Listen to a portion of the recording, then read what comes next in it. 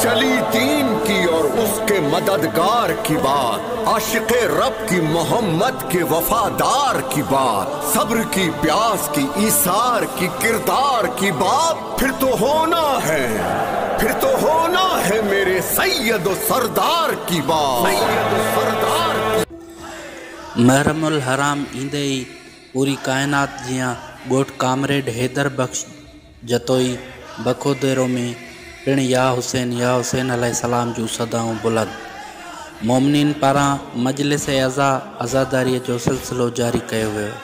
मौलवी मंज़ूर जतोई वटि अल हुसैनी इमाम बारगाह बखोदेरो में अलम पाक निशान कयो वियो।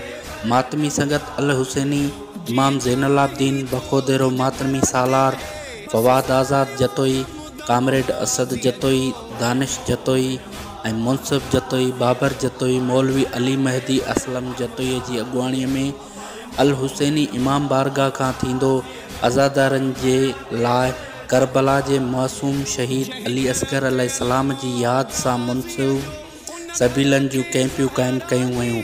उन मौक़े ते अज़ादारनि प्रेस क्लब ॾोकिरीअ जे सहाफ़ियुनि सां ॻाल्हाईंदे चयो त हर साल महरमुल हराम में अलम पाक संवारे सिंगारे पंहिंजे घरनि ते निशान करण सां गॾु पाणीअ जूं सबीलूं हणंदा आहियूं ऐं न्याज़ मज़लूम करबला कंदा आहियूं, जंहिंसां असांखे दिली सुकून मिलंदो आहे।